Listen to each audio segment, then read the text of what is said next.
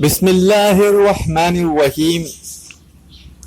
अल्लाहुम्मा सल्ली अला मुहम्मदिन व अला आलि मुहम्मदिन कमा सल्लैता अला इब्राहीम व अला आलि इब्राहीम इन्नका हमीदुम मजीद। अल्लाहुम्मा बारिक अला मुहम्मदिन व अला आलि मुहम्मदिन कमा बारकता अला इब्राहीम व अला आलि इब्राहीम इन्नका हमीदुम मजीद। प्यारे दोस्तों, अस्सलामु अलैकुम व रहमतुल्लाहि व बरकातुहू। सीरत रसूल करीम सल्लल्लाहु अलैहि वालैहि वसल्लम का लेक्चर नंबर 6 लेकर आपकी खिदमत में हाजिर हैं। अब तक के लेक्चर नंबर 5 में जो आखिरी बात हुई थी वो रसूल करीम सल्लल्लाहु अलैहि वसल्लम ने जिब्ल कुबैस पर खड़े होकर आम दावत दी थी और कुरैश के लोगों को पुकारा था। और उस वक्त आपके चचा अबू लहब ने आप सल्लल्लाहु अलैहि वसल्लम की तकज़ीब की थी, यानी कि झुटलाया था आपको और आपसे ये कहा कि क्या तुमने इसी बात के लिए हमें यहाँ इकट्ठा किया था। और फिर लोगों से कहा कि तुम ना सुनो रसूल करीम सल्लल्लाहु अलैहि वसल्लम की बात और यहाँ से चलो, ये कहकर लोग मुंतशिर हो गए थे। प्यारे दोस्तों, इस वाक़े के बाद रसूल करीम सल्लल्लाहु अलैहि वसल्लम के बारे में कुरैश जो थे वो फिक्रमंद होना शुरू हुए, लेकिन आपके अगेंस्ट होना शुरू हुए। फिक्रमंद से मुराद उन्हें आपकी केयर नहीं थी, उन्हें अब आपके वो मुखालिफ होना शुरू हुए। उन्हें आपकी फिक्र लाहक हो गई कि रोज ये रसूल करीम सल्लल्लाहु अलैहि वसल्लम तौहीद की बात करते हैं, लोगों को तौहीद की तरफ बुलाते हैं। कभी हम सुनते हैं कि अबू बकर मुसलमान हो गए, कभी हम सुनते हैं कि उस्मान मुसलमान हो गए, और लोगों के भी मुसलमान होने की बात करते हैं। जो हमारे आबाओ अजदाद के दीन को जो सालों से चला आ रहा है, हमारे तमाम आबाओ अजदाद जिसे माना करते थे, उससे मुतनफ़िर हो रहे हैं, उससे दूर हो रहे हैं और एक नए दीन की ईजाद कर ली है इन्होंने। असल में वो कहा करते थे इन्हें साबी, स्वाद अलिफ और बाया। स्वाबी का मतलब होता है स्वाबी, सहाबी नहीं, स्वाबी। साबी का मतलब होता है बेदीन। तो वो कहते थे कि ये बेदीन हो गए। बहरहाल, तो अब कुरैश मक्का ने रसूल करीम सल्लल्लाहु अलैहि वसल्लम को तकलीफ देना शुरू किया। एक दिन आप सल्लल्लाहु अलैहि वसल्लम काबे में तबलीग फरमा रहे थे, काबे का तवाफ फरमा रहे थे, तबलीग फरमा रहे थे। तो कुरैश इकट्ठा हो गए और रसूल करीम सल्लल्लाहु अलैहि वसल्लम पर आवाज़ उन्होंने बुलंद की। और नौबत रसूल करीम सल्लल्लाहु अलैहि वसल्लम तो कभी किसी को जवाब नहीं दिया करते थे, कभी किसी से कोई सख्त बात नहीं किया करते थे, कभी कालम गुलूस तो बहुत दूर की बात है। आपने तो कभी अपने दुश्मन के लिए बुरा लफ्ज़ मुंह से नहीं निकाला। लेकिन अहले कुरैश इस हद तक मामलात बढ़ गए कि वहां पर एक खातून देख रही थी कि उसको ये लगा कि अब कुरैश इतने वो गुस्सा हो गए हैं कि रसूल करीम सल्लल्लाहु अलैहि वसल्लम पर हाथ उठाने से भी गुरेज नहीं करेंगे, क्योंकि वहां धक्कम पेल का एक माहौल बन गया था। तो उसने जाकर बीबी फातिमा रजी अल्लाह ताला अन्हा से बताई ये बात। बीबी फातिमा कमसन थी, तो उन्होंने हजरत अबू बकर सिद्दीक रजी अल्लाह ताला अन्हों को ये बात कही और हजरत अबू बकर सिद्दीक रजी अल्लाह ताला अन्हों दौड़ते हुए आए उस मकाम पर जहां पे ये मामला चल रहे थे और बीच में पड़ गए। कुरैश के और रसूल करीम सल्लल्लाहु अलैहि वसल्लम के दरमियान में आके खड़े हो गए और कहा कि तुम एक ऐसे शख्स पर चिल्लाते हो और हाथ उठाते हो कि जो कहता है कि मेरा रब एक है। अब यही बात करने के बाद अब कुरैश में ताब ना रही और उन्होंने हमला कर दिया। रसूल करीम सल्लल्लाहु अलैहि वसल्लम को भी मानने ज़दोकोब किया गया और जनाब अबू बकर सिद्दीक रज़ी अल्लाह ताला अन्हु को भी ज़दोकोब किया गया। इस कदर हजरत अबू बकर सिद्दीक रज़ी अल्लाह ताला अन्हु को ज़दोकोब किया गया कि आप उनकी मार से बेहोश हो गए और उनको बहरहाल थोड़ी देर में मजमा छट गया, उनके कबीले वाले भी आ गए हजरत अबू बकर सिद्दीक के रजी अल्लाह तआला अन्हु पे। अब आपको उठाकर वो आपके घर में ले गए, रसूल करीम सल्लल्लाहु अलैहि वसल्लम को भी महफूज मकाम पे ले गए। जब मामला ऐसा था कि चोट इतनी जबरदस्त लगी थी कि आप बेहोश थे, आप सोच सकते हैं कि चोट लगी होगी, जख्मी हुए होंगे आप, और दिन का एक हिस्सा गुजर गया, आपको होश नहीं आया। जब आपको होश आया तो आपने पहली बात की कि मोहम्मद मुस्तफ़ा सल्लल्लाहु अलैहि वसल्लम कहाँ हैं, मोहम्मद मुस्तफ़ा सल्लल्लाहु अलैहि वसल्लम कैसे हैं। इस पर जो आपके कबीले वाले आपकी हिमायत में खड़े हो गए थे, आपकी हिमायत में इकट्ठा हो गए थे और वो को लेके आए थे, उन्होंने आप लोगों को छुड़ाया था, वो गुस्सा हो गए। उन्होंने कहा तुम्हारी ये हाल है कि अभी तुम्हारी जान लबों तक आई हुई है, लेकिन तुम अभी होश में आए हो, तो पहला सवाल तुमने किया कि मोहम्मद कहाँ है सल्लल्लाहु अलैहि वसल्लम। ये कहकर वो गुस्से से वहां से चले गए। और आपकी वालदा जनाब अबू बकर सिद्दीक रजी अल्लाह तआला अन्हु की वालदा, वो भी मुस्तरिब हुई और बेटे को पानी देना चाहा, खाना देना चाहा, लेकिन जनाब अबू बकर सिद्दीक रजी अल्लाह तआला अन्हु ने इनकार कर दिया और बोला कि पहले मुझे बताएं कि मोहम्मद मुस्तफ़ा सल्लल्लाहु अलैहि वसल्लम कैसे। अब वो आपकी वालदा ज़ाहिर है बेटे को, वो ईमान नहीं लाई थी, उस वक्त मुसलमान नहीं हुई थी, लेकिन बेटे को इस हाल में देखकर और बेटे की तकलीफ को देखकर, तड़प को देखकर वो भी बेचैन हुई और जाके मालूमात की कि रसूल करीम सल्लल्लाहु अलैहि वसल्लम कहाँ हैं। और फिर आप रजी अल्लाह ताला अन्हों को, हज़रत अबू बकर सिद्दीक रजी अल्लाह ताला अन्हों को लेकर वहाँ आई। बमुश्किल आप वहाँ पहुँचे, आपको सहारा देके वहाँ पहुँचाया गया, लेकिन जब रसूल करीम सल्लल्लाहु अलैहि वसल्लम को बखैर खैरियत से देखा, खैर आफियत से देखा, तो आपके चेहरे पर जब नज़र पड़ी तो हज़रत अबू बकर सिद्दीक रज़ी अल्लाह ताला अन्हु दौड़कर आपकी तरफ बढ़े और रसूल करीम सल्लल्लाहु अलैहि वसल्लम ने उन्हें अपने सीने से लगाया और जनाब अबू बकर सिद्दीक रज़ी अल्लाह ताला अन्हु की आंखों से आंसू जारी हो गए। वो आंसू तकलीफ से नहीं थे, दर्द से नहीं थे, लेकिन रसूल करीम सल्लल्लाहु अलैहि वसल्लम की मोहब्बत में बहाए गए थे वो आंसू।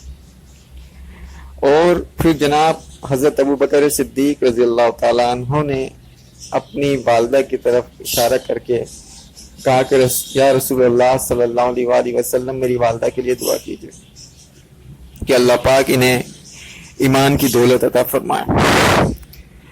रसूल करीम सल्लल्लाहु अलैहि वसल्लम ने उनकी हिदायत के लिए दुआ की।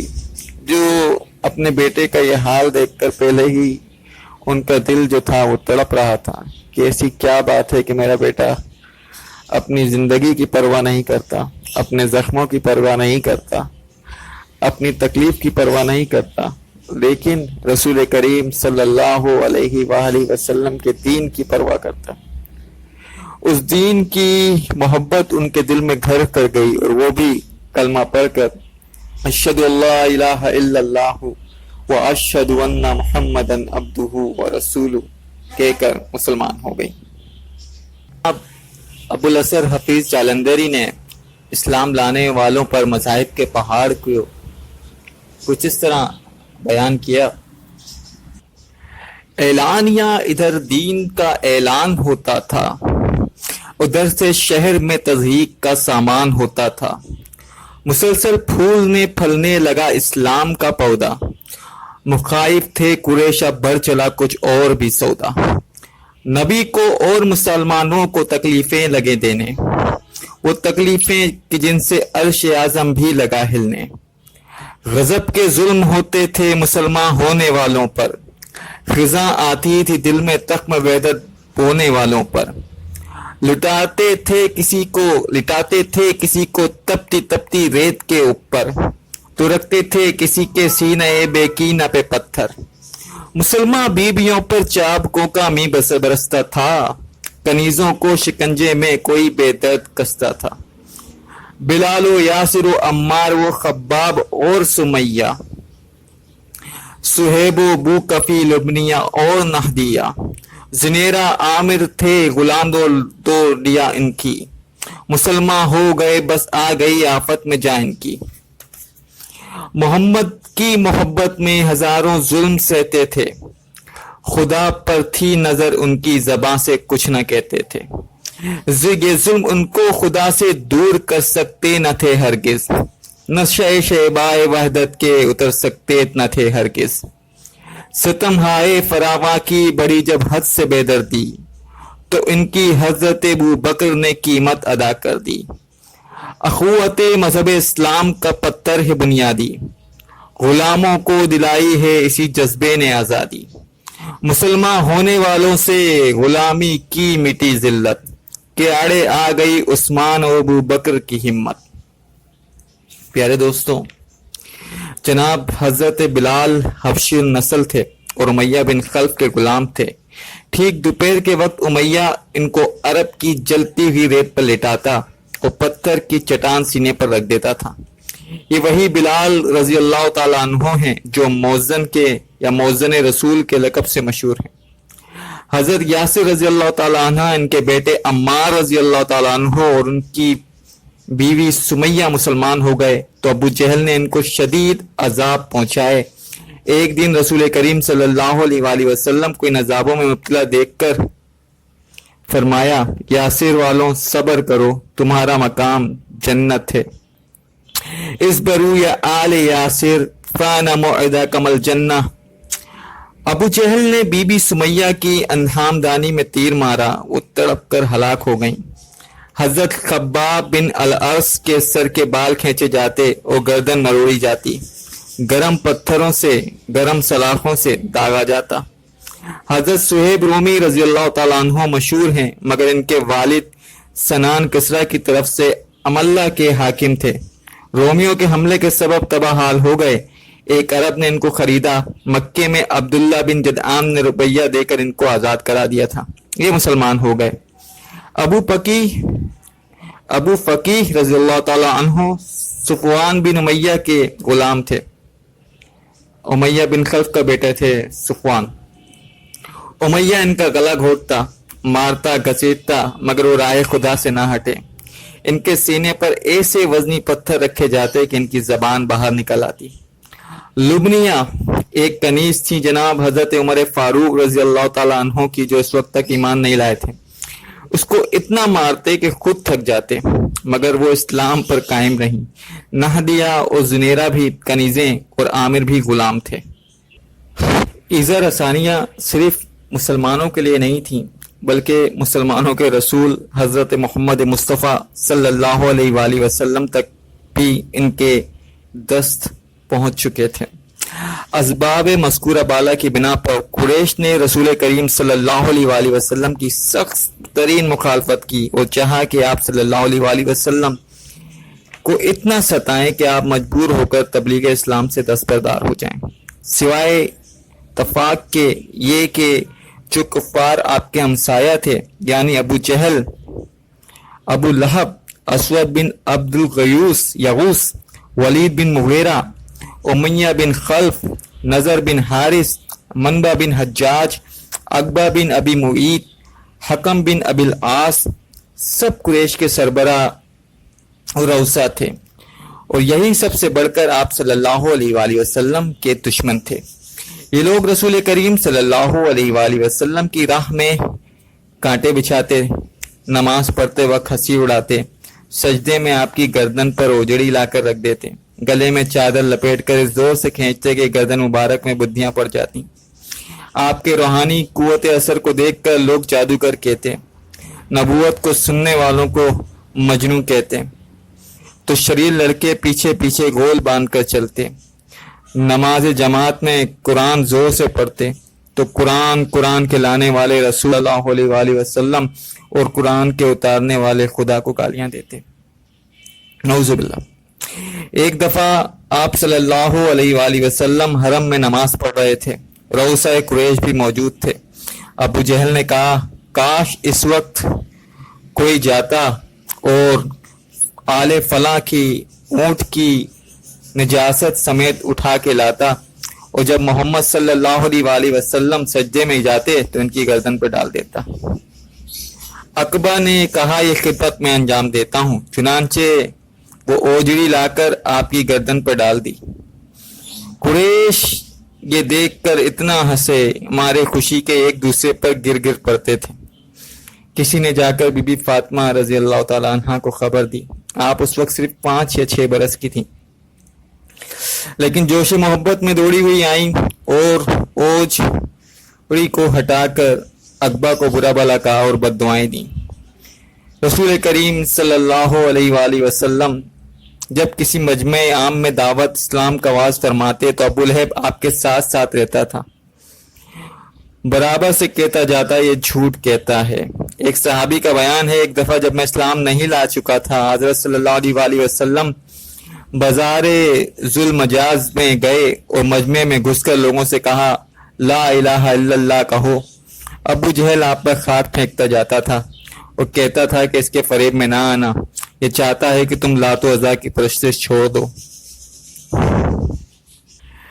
इससे पहले सूरह शोरा में व अंजिर अशीरतकल अक़रबीना के अपने नजदीकी खानदान वालों को खुदा से डराएं।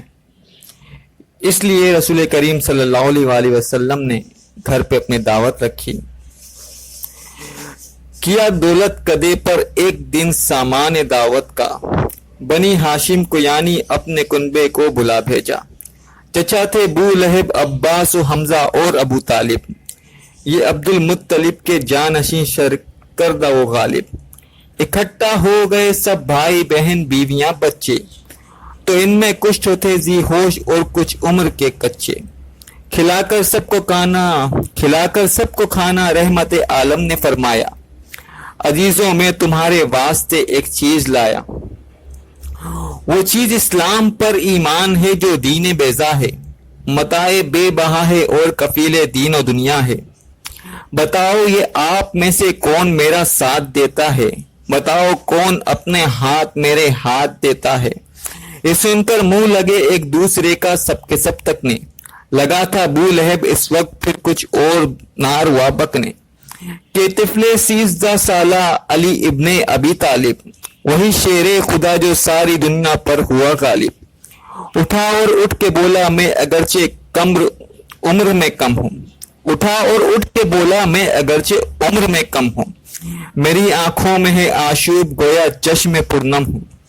भरी महफिल में लेकिन आज ये ऐलान करता हूँ, मैं सच्चे नबी पर जान और दिल कुर्बान करता हूँ। मैं अपनी जिंदगी भर साथ दूंगा या रसूल अल्लाह, यकीन रखिए कि कदमों में रहूंगा या रसूल अल्लाह। झुके शेरे खुदा जब बात अपनी बरमला कहकर, रसूल अल्लाह ने सर पर हाथ रखा मरहबा कहकर। बड़े बूढ़े जो चुप थे खिलखिलाकर हंस पड़े सारे, उन्हें मालूम क्या था जानते क्या थे वो बेचारे। कि लड़का वो जिस पर हंस रहे थे इस हकारत से, पहाड़ों के जिगर थर्रा उठेंगे इसकी हेबत से। बनु हाशिम हंसी में बात उड़ाकर हो गए राही, अली को हो गई हासिल मगर दारीन की शाही। यानी आप रसूल करीम सल्लल्लाहु अलैहि वसल्लम ने अपने करीबी रिश्तेदारों को दावत दी। खाने के बाद फरमाया, ऐलान नबूवत किया और उन्हें साथ देने का कहा। तो उस वक्त शेर खुदा हजरत अली करमुल्लाह वजहुल करीम सबसे कमसिन थे और आपके अलावा कोई नहीं उठा। आप उठे, आपने फरमाया कि अगरचे मैं छोटा हूँ सब में, मेरी टांगें कमज़ोर हैं और मेरी आंखें दुखती हैं, लेकिन या रसूलुल्लाह सल्लल्लाहु अलैहि वसल्लम मैं आपका साथ दूंगा। जब कुरैश ने देखा कि उनकी सख्ती भी रसूल करीम सल्लल्लाहु अलैहि वसल्लम को हक गोई से नहीं रोक पाती, तो अब उन्होंने सोचा कि क्यों ना रसूल करीम सल्लल्लाहु अलैहि वसल्लम को लालच दिया जाए। कुरैश ने अपने सबसे काबिल उतबा बिन रबिया का ताल्लुक कुरैश से था और ये बोलने के फन में बड़ा माहिर थे और عام طور پہ معاملہ فہم بھی تھا اور کئی ایسی چیزیں تھیں، بظاہر شریف النفس تھا لیکن بت پرست تھا. اور جب رسول کریم صلی اللہ علیہ وآلہ وسلم نے اعلان دعوت کیا اور بت پرستی کا اعلانیہ مذمت شروع کی تو قریش کے سن معززوں نے ابو طالب سے آ کر شکایت کی. ابو طالب نے نرمی سے سمجھا کر رخصت کر دیا، لیکن چونکہ بنائے نزا قائم تھا، یعنی آزاد صلی اللہ علیہ وآلہ وسلم ادائے فرض سے باز نہ آ سکتے تھے، اور اس لیے اب تمام رؤسا قریش یعنی عتبہ بن ربیعہ، شیبہ، ابو سفیان، عاص بن ہشام، ابو جہل، ولید بن مغیرہ، عاص بن وائل وہ شریک تھے. ان لوگوں نے ابو طالب سے کہا کہ تمہارا بھتیجا ہمارے معبودوں کی توہین کرتا ہے، ہمارے آبا و اجداد کو گمراہ کرتا ہے اور ہم کو احمق ٹھہراتا ہے، اس لیے یا تو تم بیچ میں سے ہٹ جاؤ یا پھر تم بھی میدان میں آؤ کہ ہم دونوں میں سے ایک کا فیصلہ ہو جائے. جناب ابو طالب نے دیکھا کہ یہ اب حالت نازک ہو گئی ہے تو قریش اب تحمل نہیں کر سکتے اور میں تنہا قریش کا مقابلہ نہیں کر سکتا، اس لیے رسول کریم صلی اللہ علیہ وآلہ وسلم سے آئے اور مختصر الفاظ میں عرض کیے، جان ام میرے اوپر اتنا بار نہ ڈالو کہ میں نہ اٹھا سکوں. رسول کریم صلی اللہ علیہ وآلہ وسلم ظاہری پشت و پناہ جو کچھ تھے وہ ابو طالب تھے. جب رسول کریم نے دیکھا کہ اب ان کے پائے ثبات میں بھی لرزش ہے تو آپ نے لرزش پیدا ہو رہی ہے، لرزش ہوئی نہیں، لرزش پیدا ہو رہی ہے، ظاہر پریشان ہو گئے تھے ابو طالب. تو رسول کریم صلی اللہ علیہ وآلہ وسلم نے عبیدہ ہو کر فرمایا، خدا کی قسم اگر یہ لوگ میرے ایک ہاتھ میں سورج اور دوسرے میں چاند لا کر رکھ دیں تب بھی میں اپنے فرض سے باز نہ آؤں گا. خدا اس کام کو پورا کرے گا یا میں خود اس پر نثار ہو جاؤں گا. آپ کی اس پر اثر آواز نے ابو طالب کو اتنا متاثر کیا کہ انہوں نے کہا رسول کریم صلی اللہ علیہ وآلہ وسلم سے، آپ بے فکر ہو کے اپنے کام کیے جائیے، جب تک میں زندہ ہوں کوئی شخص تمہارا بال بھی بکا نہیں کر سکتا. اب جب یہ معاملہ ہو چکا تو انسانی دماغ ایسی سخت نفس کشی اور جاز بازی کا مقصد جاننے سے قاصر تھا. مطلب رسول کریم صلی اللہ علیہ وآلہ وسلم کی اس توجہ کے ساتھ، اس محنت کے ساتھ، حق کے ساتھ کھڑا ہونا اور تبلیغ کرنا، ان سے وہ سمجھنے سے قاصر تھے. قریش متحیر تھے کہ آپ صلی اللہ علیہ وآلہ وسلم یہ سب سختیاں کیوں جھیلتے ہیں؟ کیا اس سخت نفس کشی کا اور جان بازی کا مقصد جاہ و دولت ہے اور نام و نمود کی خواہش ہے، یا آپ کسی اور خاتون سے شادی کرنا چاہتے ہیں، آپ بادشاہ چاہتے ہیں؟ اس بنا پر عتبہ بن ربیعہ کو قریش کی طرف سے رسول کریم صلی اللہ علیہ وآلہ وسلم کے پاس بھیجا گیا اور اس نے کہا، محمد صلی اللہ علیہ وآلہ وسلم تم کیا چاہتے ہو؟ کیا مکے کی ریاست؟ کیا کسی بڑے گھرانے میں شادی؟ کیا دولت کا ذخیرہ؟ ہم یہ سب کچھ مہیا کر سکتے ہیں اور اس پر بھی راضی ہیں کہ کل مکہ تمہارے زیر فرمان ہو جائے، لیکن تم ان باتوں سے باز آ جاؤ. عتبہ کیونکہ بڑا فصیح اللسان تھا، اسے اپنی درخواست کی کامیابی پر پورا یقین تھا، لیکن ان سب ترغیبات کے جواب میں رسول کریم صلی اللہ علیہ وآلہ وسلم نے قرآن مجید کی چند آیتیں پڑھیں. اس میں سورہ سجدہ کی آیت نمبر 6 ہے، جس کا ترجمہ ہے، اے محمد صلی اللہ علیہ وآلہ وسلم کہہ دیجئے کہ میں تم جیسا آدمی ہوں، مجھ پر وحی آتی ہے کہ تمہارا خدا بس ایک خدا ہے، بس سیدھے اس کی طرف جاؤ اور اسی سے معافی مانگو. پھر سورہ سجدہ کی آیت نمبر 9، اے محمد صلی اللہ علیہ وآلہ وسلم کہہ دیجئے کیا تم لوگ خدا کا انکار کرتے ہو جس نے 2 دن میں زمین پیدا کی اور تم خدا کے شریک قرار دیتے ہو؟ یہی سارے جہان کا پروردگار ہے. उतबा ने जब ये कलाम सुना तो उतबा के रोंगटे खड़े हो गए। उसने रसूल करीम सल्लल्लाहु अलैहि वसल्लम के लबे मुबारक पर हाथ रख दिया और आपको कराबतदारी का वास्ता देकर कहने लगा कि या मोहम्मद सल्लल्लाहु अलैहि वसल्लम खामोश हो जाइए, इस कलाम की हैबत से मेरा दिल फटा जा रहा है। और जब उतबा वापस गया तो उतबा ना था। इसने कुरैश से जाकर कह दिया, मोहम्मद सल्लल्लाहु अलैहि वसल्लम जो कलाम पेश करते हैं वो शायरी नहीं है, कोई और चीज है। मेरी ये राय है कि तुम इनको इनके हाल पर छोड़ दो। अगर वो कामयाब होकर गालिब हो गए अरब पर तो ये तुम्हारी ही इज्जत है, वरना अरब इनको खुद फना कर देगा। लेकिन कुरैश ने अपने साहिब राय की, साहिब लिसान फसीह लिसान इंसान की राय को कबूल नहीं किया। रसूल करीम सल्लल्लाहु अलैहि वसल्लम के इस तरह के बेबाक गुफ्तगू के बाद अब उनका जुल्म और भी बढ़ गया। इसी दौरान एक पेश आया जिसने रसूल करीम सल्लल्लाहु अलैहि वसल्लम के चचा जनाब हजरत हमजा रज़ी अल्लाह तआला अन्हु, जो आपके दूध शरीक भाई भी हैं, को इस्लाम लाने पर मजबूर कर दिया। रसूल करीम सल्लल्लाहु अलैहि वसल्लम के इमाम में हजरत हमजा रज़ी अल्लाह तआला अन्हु को आपसे खास मोहब्बत थी। वो आपसे सिर्फ 2-3 बरस बड़े थे और साथ के खेले थे और दोनों ने ही सोबिया का दूध पिया था। इस रिश्ते से भाई भाई भी थे। वो अभी तक इस्लाम नहीं लाए थे, लेकिन आपकी हर अदा को मोहब्बत की नजर से देखते थे। इनका मिजाज, तबीयत सपागरी और शिकार अफगनी था। मामूल था कि मुंह अंधेरे तीर कमान लेकर जंगल चले जाते और दिन भर शिकार में मशरूफ रहते। शाम को वापस आते तो पहले हरम में जाते, तवाफ करते। कुरैश के रौसा सैने हरम में अलग अलग दरबार जमा कर बैठे होते। हजरत हमजा रजी अल्लाह तआला अन्हु इन लोगों से साहिब सलामत करते, कभी किसी के पास बैठ भी जाते थे। इस तरीके से सबसे याराना था और सब लोग इनकी कद्र व मंजरत करते थे। रसूल करीम सल्लल्लाहु अलैहि वसल्लम के साथ मुखालिफिन जिस बेरहमी से पेश आते थे, बेगानों से भी देखा ना जाता था। एक दिन रसूल करीम सल्लल्लाहु अलैहि वसल्लम तवाफ़े काबा में मशगूल थे कि अबू जहल का नाम था अमर बिन हशाम और ये अबुल हकम कहलाता था, यानी कि तमाम फैसलों का बाप, मतलब फैसला करने वालों का बाप। लेकिन असल में तो अबू जहल ही था। इसका एक बड़ा रुतबा मकाम था कुरैश में।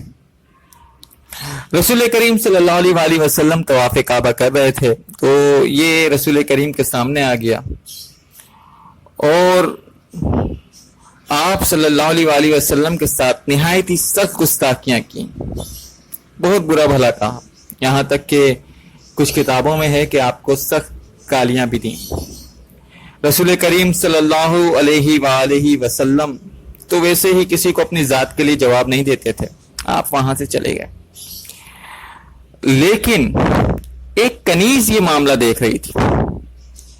हजरत हमजा रजी अल्लाह ताला अन्हु जब शिकार से वापस आए तो ये कनीज ने वाकया जनाब रसूल करीम सल्लल्लाहु अलैहि वसल्लम के चचा से अर्ज किया। अच्छा चचा, हजरत हमजा शिकारी, शिकार किसका करते हैं जी? शेर का शिकार करते हैं आप। मेरी तारीख इस्लाम में पसंदीदा शख्सियतों में से टॉप पर हैं ये। मैं जाती तौर पर बहुत पसंद करता हूँ जनाब हमजा रज़ी अल्लाह ताला अन्हु को। बहरहाल जब उस कनीज ने ये वाकया बताया कि रसूलुल्लाह सल्लल्लाहु अलैहि वसल्लम की ऐसे तज़हीक की और आप सल्लल्लाहु अलैहि वसल्लम ने कोई जवाब नहीं दिया, तो हजरत हमजा गुस्से से बेताब हो गए। जो कमान लेके जाते थे शिकार के लिए, तीरों कमान वो हाथ में ही थी। उसी हालत में आप आए और पूछा आईना अबू जहल, मतलब आईना मतलब कहाँ है अबू जहल? तो बताया लोगों ने वो दारुल नदवा में बैठा हुआ है अपने साथियों के साथ। दारुल नदवा एक इलाका था, मतलब समझ लीजिए अहले कुरैश वहां बैठते थे। नदवा मतलब कमेटी थी उनकी, वहां दरबार लगाया करते थे, लोग बैठे हुए होते थे। जनाब حضرت حمزہ رضی اللہ تعالیٰ عنہ حرم میں آئے اور ابو جہل سے کہا کہ تو جانتا ہے میں بھی مسلمان ہو گیا ہوں، اور جو ہاتھ میں کمان تھی وہ اس زور سے اس کے سر پہ ماری کہ اس کا سر پھٹ گیا۔ یہ کہہ کر اسے مار کر، اچھا وہاں پہ جو لوگ موجود تھے بنو مخزوم قبیلے کے، وہ کھڑے ہوئے کہ حضرت حمزہ سے بدلہ لیں، تو ابو جہل نے ان کو خود روک دیا، بولا نہیں ان کا کوئی قصور نہیں، میں نے ان کے بھتیجے کے ساتھ بڑی بدتمیزی کی تھی، انہوں نے جو کیا ٹھیک کیا۔ بہرحال اسے جناب حفیظ جالندری نے بڑا زبردست طریقے سے لکھا ہے۔ اچھا یہاں سے جانے کے بعد رسول کریم صلی اللہ علیہ وسلم کے پاس آئے کہ کہا کہ یا محمد میں نے تمہارا بدلہ لے لیا، اب تو تم خوش ہو۔ رسول کریم صلی اللہ علیہ وسلم نے فرمایا چچا جان میرا دل تو اس وقت خوش ہوگا جب آپ ایمان لے آئیں گے۔ رسول کریم صلی اللہ علیہ وآلہ وسلم کی ان الفاظ کو سن کر حضرت حمزہ رضی اللہ تعالیٰ عنہ اسی وقت ایمان لے آئے اور آپ نے کلمہ پڑھا اشہد اللہ الہ الا اللہ واشہد ان محمدن عبدہ ورسولہ۔ جناب حفیظ جالندری اس واقعے کو اس طرح بیان کرتے ہیں، شجاع نامور فرزند عبد المطلب حمزہ، وہ ام مصطفیٰ علی نسب والا حسب نمزہ، وہ حمزہ جس کو شاہ شہ سواران عرب کہیے، جسے جانے عرب لکھیے، جسے شان عرب کہیے، اگرچہ اب بھی اپنے کفر کی حالت پہ قائم تھے مگر فخر رسول کی دائمی الفت پہ قائم تھے۔ مشیت تھی کہ ان کے دم سے تقویت ملے حق کو، مٹے باطل سے شان ظاہری شوکت ملے حق کو۔ چلے آتے تھے ایک دن دشت سے وہ پشت توشن پر، شجاعت او جلال ہاشمی تھا اپنے جوبن پر۔ سوئے خانہ چلے جاتے تھے رستے میں یہ سن پایا، بھتیجے کو میرے ابو جہل نے صدمہ ہے پہنچایا۔ یہ سن کر جوش خون سے روح میں غیظ و غضب دوڑا، پلٹ کر سوئے کعبہ ابن عبد المطلب دوڑا۔ وہاں ابو جہل اپنے ساتھیوں میں گھر کے بیٹھا تھا، مثال اب رہا تھا ہاتھیوں میں گھر کے بیٹھا تھا۔ کیا حمزہ نے نعرہ او ابو جہل او خرے بزدل، محمد مصطفیٰ کے دین میں اب میں بھی ہوں شامل۔ سنا ہے میں نے تو میرے بھتیجے کو ستاتا ہے، ہمیشہ گالیاں دیتا ہے اور فتنے اٹھاتا ہے۔ اگر کچھ آن رکھتا ہے تو آ میرے مقابل ہو، کہ تیری بد زبانی کا چکھا دوں کچھ مزہ تجھ کو۔ بلا لے ساتھ اپنے ان حمایت کرنے والوں کو، ذرا میں بھی تو دیکھوں ان کمینوں کو رزالوں کو۔ یہ کہہ کر گھس پڑے حمزہ گروہ بد سگالہ میں، گریباں سے پکڑ کر کھینچ لائے اس کو میدان میں۔ کما تھی ہاتھ میں وہ سر پہ نہ ہنجار کے ماری، گرا ابو جہل سر سے ہو گیا ناپاک خون جاری۔ سبھی دب کے کھڑے تھے چھا گیا تھا ایک سناٹا، مگر حمزہ نے کھا کر رحم اس کا سر نہیں کاٹا۔ کہا اگر آج سے میرے بھتیجے کی طرف دیکھا، تیری ناپاک چمڑی میں شتر کی لید بھر دوں گا۔ یہ کہہ کر چل دیے مشرک، بھلا کیا ٹوک سکتے تھے، کہیں روباہ بھی شیر نر کو روک سکتے تھے۔ ابو جہل اس لیے دبکا پڑا تھا فرش کے اوپر، مبادہ واپس آ کر قتل کر دے ام پیمبر۔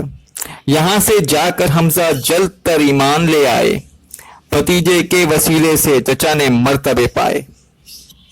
جناب حمزہ رضی اللہ تعالیٰ عنہ کے جیسے عالی مرتبہ شخص کا ایمان لانے سے قریش اور مکہ پورا لرز گیا تھا، اور گھروں میں یہ چمگیاں ہونے لگیں کہ اب اسلام مضبوط ہونے لگا ہے۔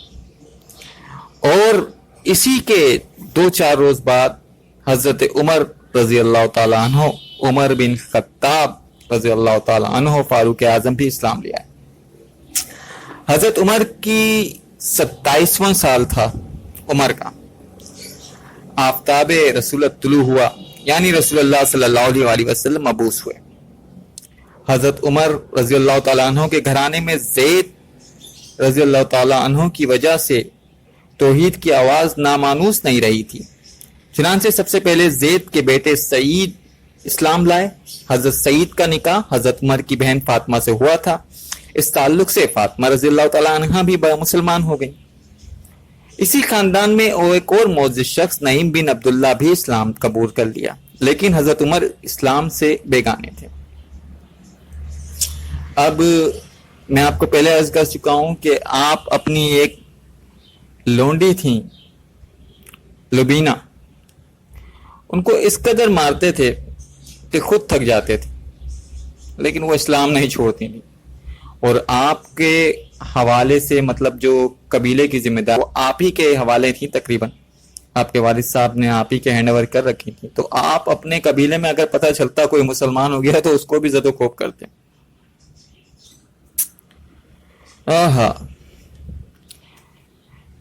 جب بھی انہیں پتہ چلتا کہ کوئی اسلام لایا تو یہ سدا سخت گرم ہو جاتے، یہاں تک کہ ان کے دشمن ہو جاتے۔ میں نے بتایا لبنیہ جو آپ کے خاندان کی کنیز تھی، اس نے اسلام قبول کیا تو اس کو بے تحاشا مارتے مارتے تھک جاتے، تو کہتے تھے دم لے لوں پھر ماروں گا۔ لبنیہ کے سوا جس پر قابو چلتا زد و کوب سے دریغ نہیں کرتے تھے، لیکن اسلام کا نشہ ایسا تھا جس کو چڑھ جاتا تو اترتا ہی نہیں تھا۔ ان تمام سختیوں پر ایک شخص کو بھی وہ اسلام سے بدل نہ کر سکے، آخر مجبور ہو کر نعوذ باللہ رسول کریم صلی اللہ علیہ وآلہ وسلم کے قتل کا ارادہ کیا، اور تلوار کمر سے لگا کر سیدھے رسول کریم صلی اللہ علیہ وآلہ وسلم کی طرف چلے۔ راہ میں اتفاقاً نعیم بن عبداللہ رضی اللہ تعالیٰ عنہ مل گئے۔ ان کے تیور دے کے پوچھا خیر ہے؟ بولے کہ محمد صلی اللہ علیہ وآلہ وسلم کا فیصلہ کرنے جاتا ہوں۔ انہوں نے کہا پہلے اپنے گھر کی تو خبر لے لو، خود تمہارے بہن اور بہنوئی اسلام لا چکے ہیں۔ یہ سن کر ان کے غصے میں اور زیادہ اضافہ ہو گیا، فوراً پلٹے اور بہن کے ہاں پہنچے۔ اس وقت وہ حضرت خباب سے قرآن پڑھ رہے تھے، ان کی آہٹ پا کر چپ ہو گئے، قرآن کے الفاظ چھپا لیے اور حضرت خباب پردے میں چھپ گئے۔ لیکن حضرت عمر کی کانوں میں قرآن کی آواز پڑ چکی تھی۔ بہن سے پوچھا یہ کیا آواز ہے؟ بولی کچھ نہیں۔ انہوں نے کہا میں سن چکا ہوں تم دونوں مرتد ہو گئے ہو، مرتد یعنی کہ پھر گئے ہو۔ یہ کہہ کر بہنوئی سے دست و گریباں ہو گئے، جبکہ ان کی بہن بچانے آئیں تو ان کو بھی مارا۔ جب ان کو گرا دیا اپنے بہنوئی کو، ان کے سینے پہ چڑھ کر بیٹھ کے ان کو مارنے لگے۔ جب بہن بچانے کے لیے تو ان کو اتنی زوردار چماٹا مارا کہ ان کے کانوں سے خون جاری ہو گیا، جو وہ پہنا کرتے تھے، اویزہ جو کان میں کیا کرتے تھے۔ لیکن اسلام کی محبت ان کے دلوں میں اس قدر گھر کر چکی تھی کہ بولی عمر جو بن پائے کرو، لیکن اسلام اب دل سے نہیں نکل سکتا۔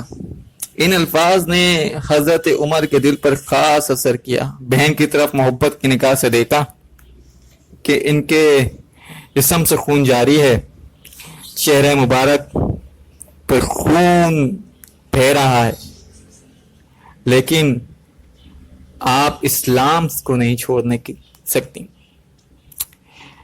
اور بھی دقت ہوئی، فرمایا تم لوگ جو پڑھ رہے تھے مجھے بھی سناؤ۔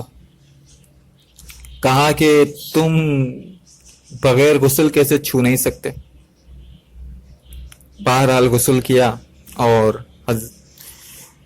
جناب فاطمہ نے، ان کی بہن تھی حضرت عمر بن خطاب رضی اللہ تعالیٰ عنہ کی، قرآن کے اجزاء لا کر سامنے رکھ دیے۔ جب اٹھا کر دیکھا تو سورہ حدید کی آیت نمبر 57، زمین اور آسمان میں جو کچھ ہے خدا کی تسبیح پڑھتا ہے، اور خدا ہی غالب اور حکمت والا ہے، اس کا ایک ایک لفظ ان کے دل میں اترتا چلا گیا۔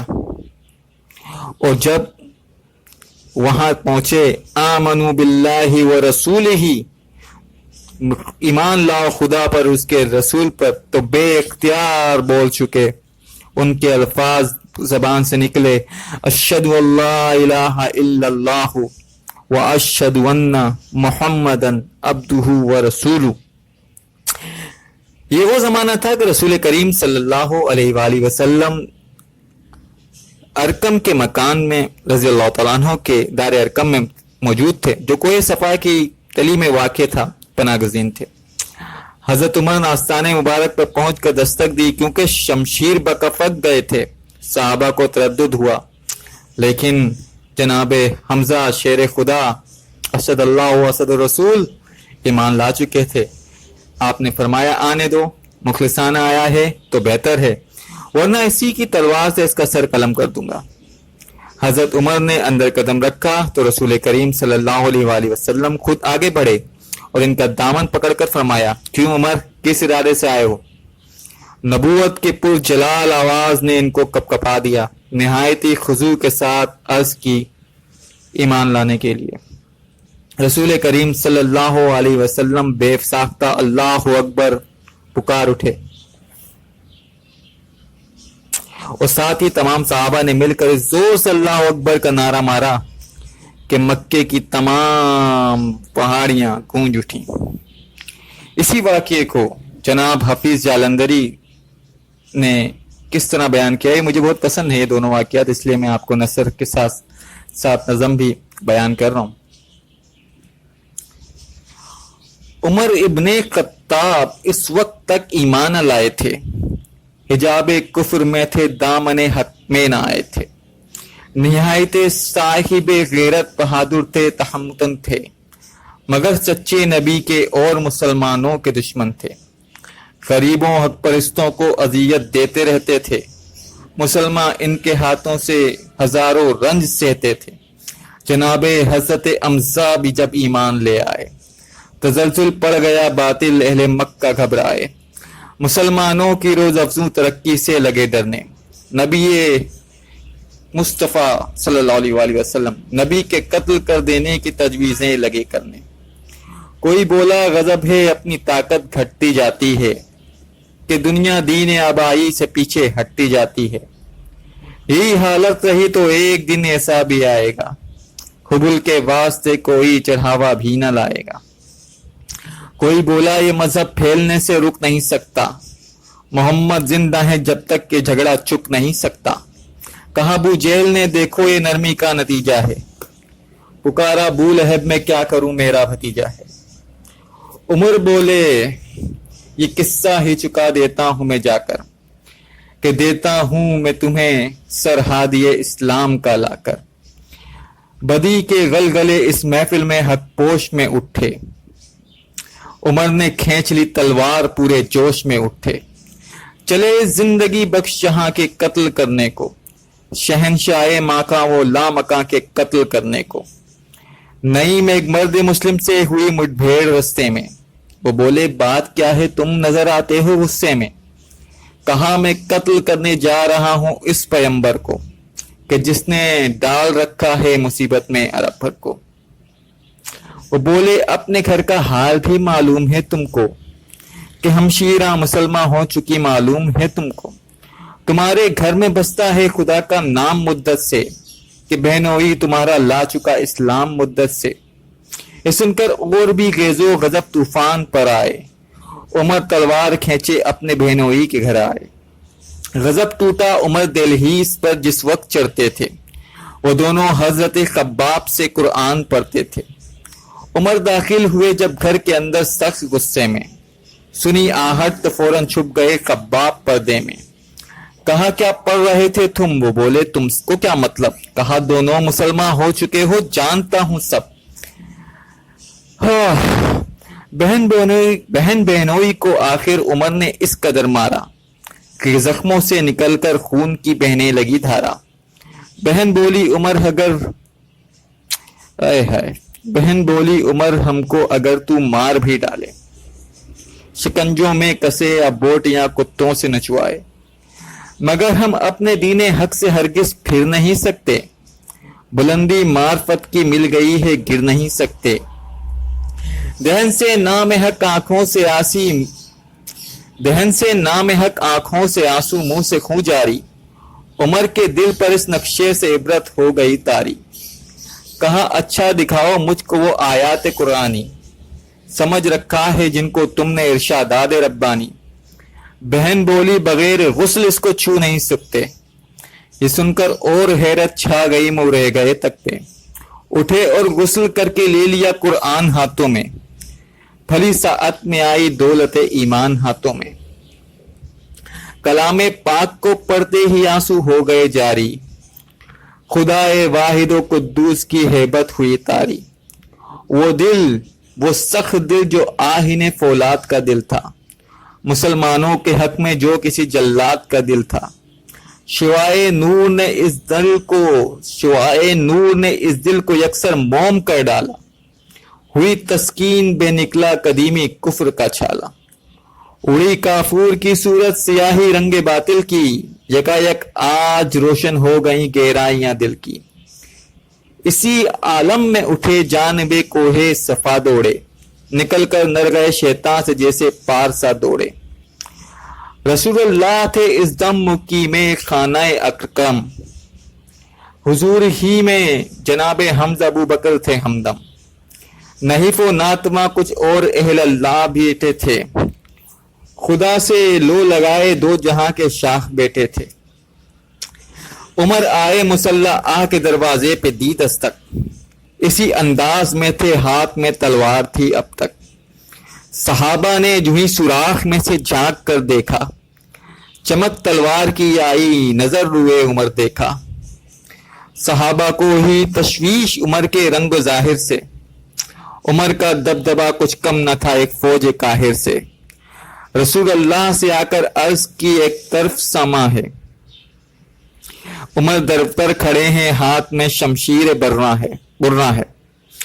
कहा हमजा ने जाओ जिस तरह आता है आने दो, उसे अंदर बुलाओ जिस तरह आता है आने दो। अदब मलहूज रखेगा तो खातिर से बिठाएंगे, नमूना उसको हम खुल के मोहम्मद का दिखाएंगे। अगर नीयत नहीं अच्छी तो इसको कत्ल कर दूंगा, इसी की तेख से सर काट कर छाती पे धर दूंगा। रसूल अल्लाह सुनकर मुस्कुराए और फरमाया, बुला लो देख लें किस दिन में है इब्ने खत्ताब आया। उमर दाखिल हुए अंदर तो उठे हजरत बाला, हुआ जुरेज सर शाखे तुबा पे कदबाला। कहा चादर का दामन खींच कर क्यों ए उमर आए क्या है, कहा चादर का दामन खींच कर क्यों ए उमर क्या है। चला था आज किस नीयत से आया है, उमर के जिस्म पर एक कपकपी सी हो गई तारी। वहीं सर चुक गया आंखों से आंसू हो गए जारी। अदब से अर्ज की हाजिर हुआ हूं सर झुकाने को, खुदा पर और रसूल पाक पर ईमान लाने को। ये कहना था हर जानिब सदाए मरहबा गूंजी, फजा में नारे अल्लाह अकबर की सदा गूंजी। हजरत उमर फारूक रज़ियल्लाहु ताला अन्हु ईमान लाने ने इस्लाम की तारीख में नया दौर पैदा कर दिया। इस वक्त तक अगरचे 40-50 मुसलमान मौजूद थे, यानी कि 40 से 50 लोग ईमान ला चुके थे।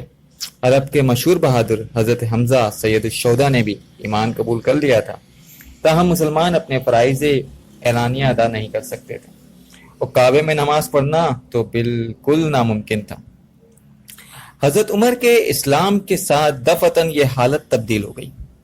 उन्होंने एलानिया इस्लाम जाहिर किया, काफिरों के अव्वल बड़ी शिद्दत की, लेकिन वो साबित कदमी से मुकाबला करते रहे, यहाँ तक कि मुसलमानों की जमात के साथ काबे में जाकर नमाज अदा की। इब्न हशाम ने इस वाक़े को अब्दुल्ला बिन मसूद की ज़बानी इन अल्फाज में रिवायत किया है कि जब उमर इस्लाम लाए तो कुरैश से लड़े, यहाँ तक कि काबे में नमाज पढ़ी और इनके साथ लोगों ने भी नमाज पढ़ी। सही बुखारी में है, हजरत उमर ईमान लाए तो एक हंगामा बर्पा हो गया। इत्तेफाक से आस बिन वाइल आ निकला। इसने पूछा क्या मामला है, लोगों ने कहा उमर मुर्तद हो गए। तो आस बिन वाइल ने कहा तो क्या हुआ, मैंने उमर को पनाह दी। हजरत उमर रज़ियल्लाहु ताला अन्हु खुद बयान करते हैं कि ईमान लाने से कबल एक मर्तबा आप काबे में मौजूद थे तो वहां कोई शख्स जानवर को लाया और उसने बुख्त के नाम पर उसको ज़िबा किया। तो वहां हजरत उमर फारूक को एक वाज़े अल्फाज सुनाई दिए कि क्या تم ایک جانور کو غیر اللہ کے نام پہ ذبح کرتے ہو اور فلاں بن فلاں یعنی کہ رسول کریم صلی اللہ علیہ وآلہ وسلم ایمان کی طرف تمہیں بلاتے ہو تم نہیں جاتے، کچھ اس طرح کا مفہوم ہے۔ اسی طرح رسول کریم صلی اللہ علیہ وآلہ وسلم ایک مرتبہ کعبے میں قرآن شریف مطلب اپنے تلاوت کر رہے تھے، نماز پڑھ رہے تھے، تو حضرت عمر رضی اللہ تعالی عنہ کعبے کے پردے میں پیچھے سے آپ کی تلاوت کو سننے لگے۔ اب کیونکہ خدا کا کلام قرآن ایسا ہے کہ وہ فوراً دل پہ اثر کرتا ہے، تو جب قرآن کی انہوں نے وہ ترتیب دیکھی، آیات کا آیات سے ملنا دیکھا، تو بے اختیار ان کے منہ سے نکلا، واہ کیا شاعری ہے۔ اس پہ رسول کریم صلی اللہ علیہ وآلہ وسلم نے وہ آیت بیان کی جس میں اسے شاعری نہیں اللہ کا کلام بتایا گیا۔ جب حضرت عمر فاروق رضی اللہ تعالیٰ عنہ نے اپنی بات کا جواب پایا تو رسول کریم صلی اللہ علیہ وآلہ وسلم کی ذات سے شک کرتے ہوئے کہا کہ یہ ضرور جادوگر ہیں یا کاہن ہیں۔ تو رسول کریم صلی اللہ علیہ وآلہ وسلم نے وہ آیت پڑھی جس میں کہا گیا ہے کہ محمد صلی اللہ علیہ وآلہ وسلم نہ تو مجنون ہیں نہ کاہن ہیں، صرف اللہ کے بندے اور رسول ہیں۔ تو حضرت عمر فاروق رضی اللہ تعالیٰ عنہ کی ذات پر ان بہت سارے واقعات میں سے ان واقعات کا بھی اثر تھا۔ اچھا جی، جیسے عتبہ بن ربیعہ گئے تھے رسول کریم صلی اللہ علیہ وآلہ وسلم کے پاس، اسی طرح حضرت خالد بن ولید کے جو والد تھے ولید بن مغیرہ، یہ بھی قریش کے روسا میں تھے، قریش کے بڑے سرداروں میں سے تھے اور معاملہ فہم آدمی تھا۔ جب اہل مکہ جمع ہوئے کہا کہ بھائی رسول کریم صلی اللہ علیہ وآلہ وسلم کا کام تو پھیلتا جا رہا ہے اور رسول کے کلام میں، رسول کی باتوں میں ایسا اثر ہے، ایسا جادو ہے کہ جو جاتا ہے ان کے پاس وہ تو انہی کا ہو جاتا ہے۔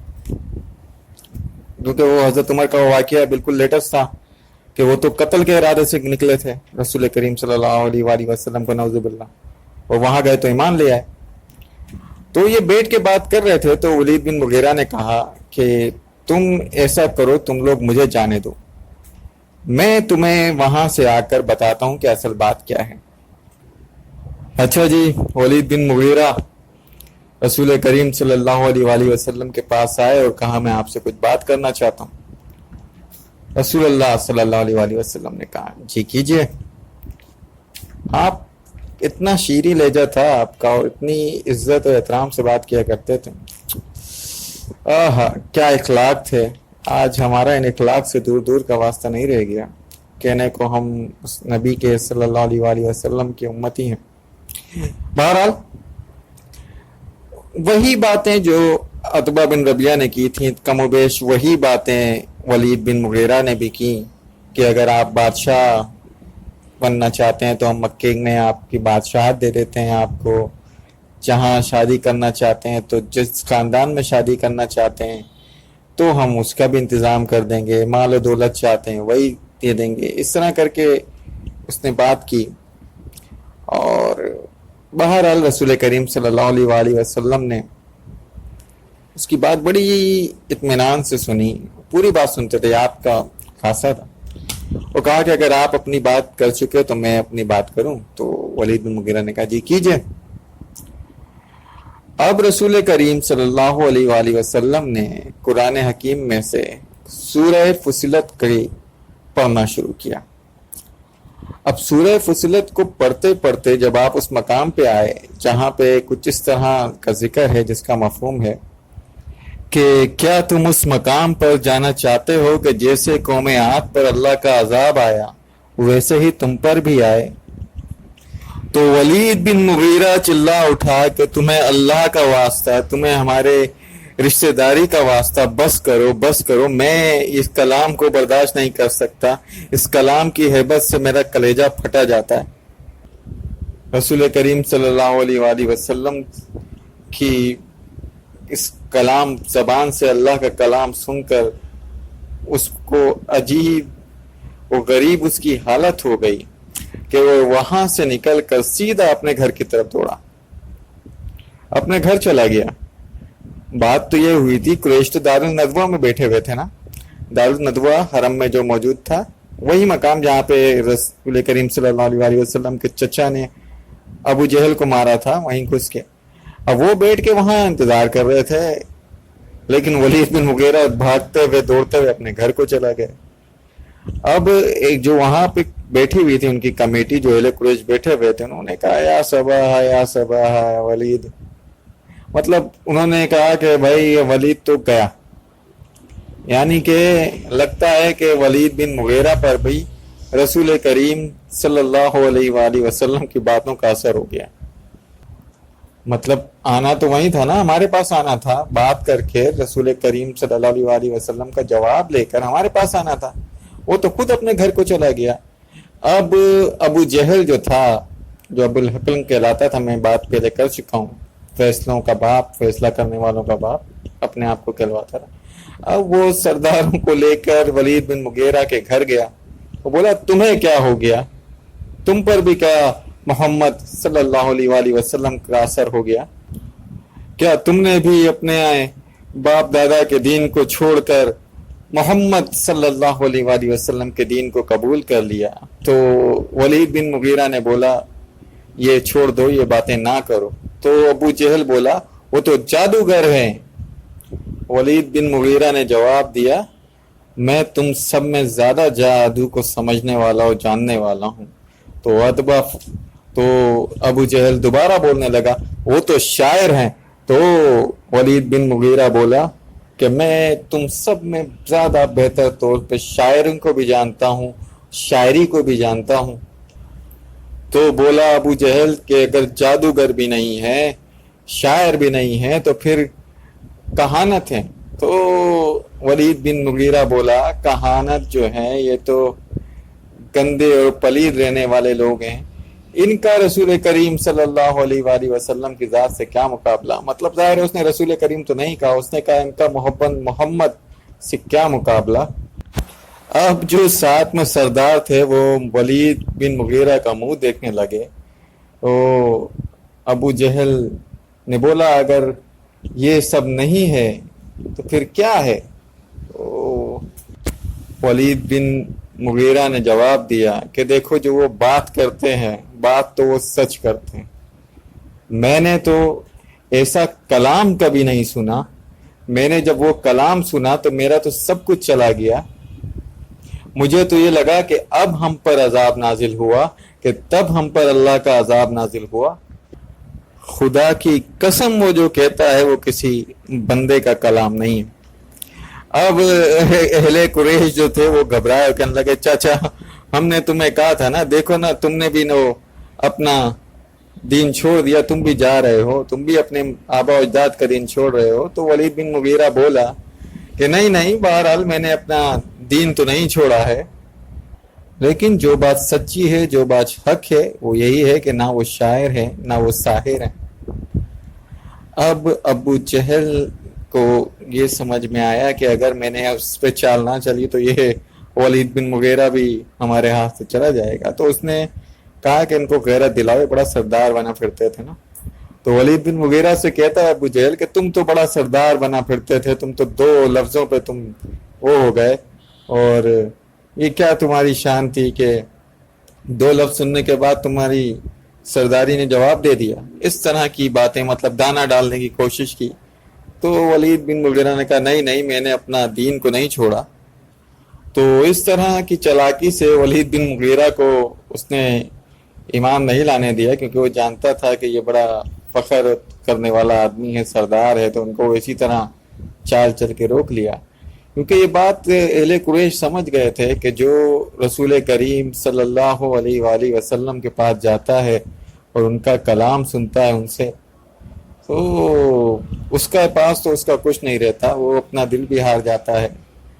وہ پھر کیوں ایسا نہ ہو؟ زبان رسول اللہ کی صلی اللہ علیہ وآلہ وسلم، اور کلام کس کا؟ اللہ کا.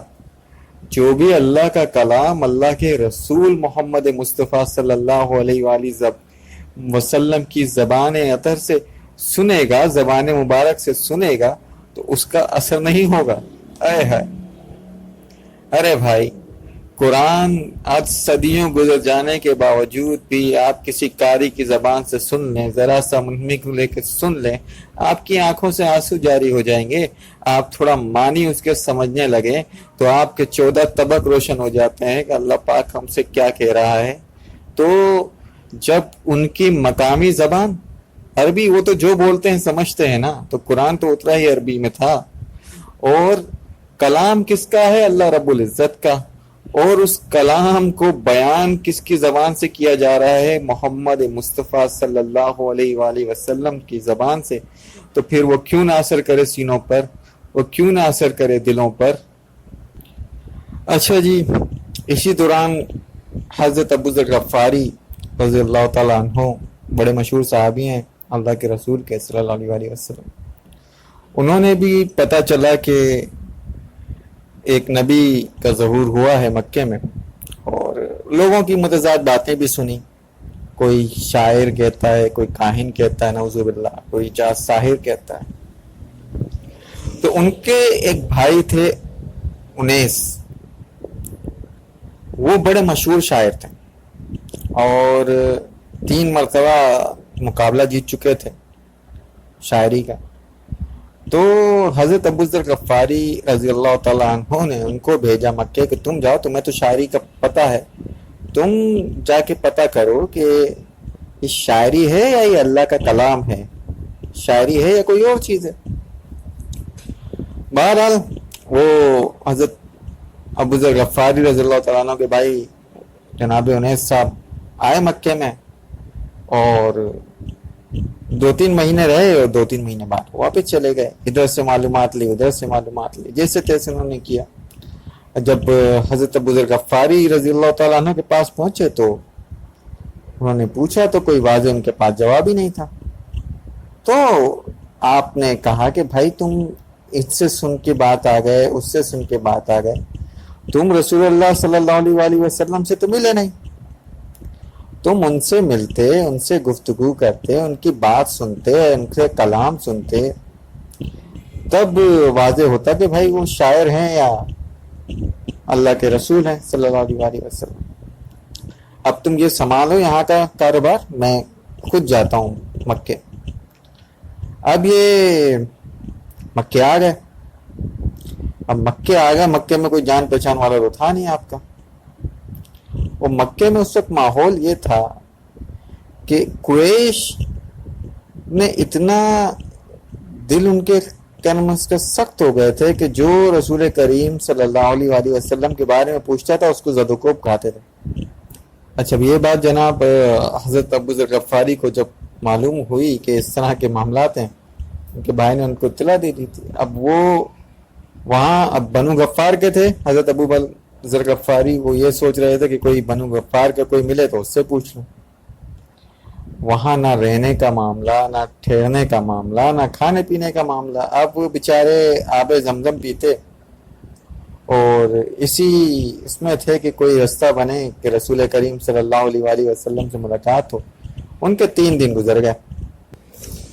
تیسرے دن رات میں آپ بیٹھے تھے حرم میں، اور وہاں پہ 2 بت تھے، اساف اور نائلہ. میں پہلے ذکر کر چکا ہوں. یہ اساف اور نائلہ بت نہیں تھے، اصل میں انسان تھے. تو یہ جنہوں نے زنا کاری کی حرم میں، تو اللہ کا ان پر عذاب نازل ہوا، یہ بت بن گئے. تو ان کو عبرت کے طور پہ وہاں رکھا گیا تھا، اور آہستہ آہستہ پھر جی وہ بھگوان بن گئے، ان کی پوجا ہونے لگی. تو 2 عورتیں وہاں آئیں اور اس کی پوجا کرنے لگیں، چومنے چاٹنے لگیں. تو حضرت ابو ذر غفاری نے ان پر کہا تف ہے تم پر، تم کیسی، یہ جو خود زانی تھے ان کو تم نے بھگوان کا درجہ دے دیا، ان کو تم نے خدا کا درجہ دے دیا، ان کی پوجا کر رہی ہو تم. یہ تو زنا کر رہے تھے، اور وہ جانتے تھے کیونکہ ان کے بھائی شاعر تھے اور اپنے شہر میں ذکر کر چکے تھے. تو وہ دونوں عورتیں چیختی چلاتی ہوئی بھاگیں کہ ہمارے خداؤں کو ایسا کہہ دیا، اور وہ بھاگیں، اور اب رستے سے وہاں سے آ رہے تھے رسول کریم صلی اللہ علیہ وآلہ وسلم، اور آپ کے ساتھ تھے حضرت ابوبکر صدیق رضی اللہ تعالیٰ عنہ۔ اب رسول کریم صلی اللہ علیہ وآلہ وسلم نے جب خواتین کو اس طرح دیکھا تو حضرت ابوبکر صدیق سے کہا کہ روکو، ان سے پوچھو کیا بات ہے، ان پر کس نے ظلم کیا۔ ان عورتوں کو روکا تو انہوں نے بتایا جی فلاں فلاں جگہ پر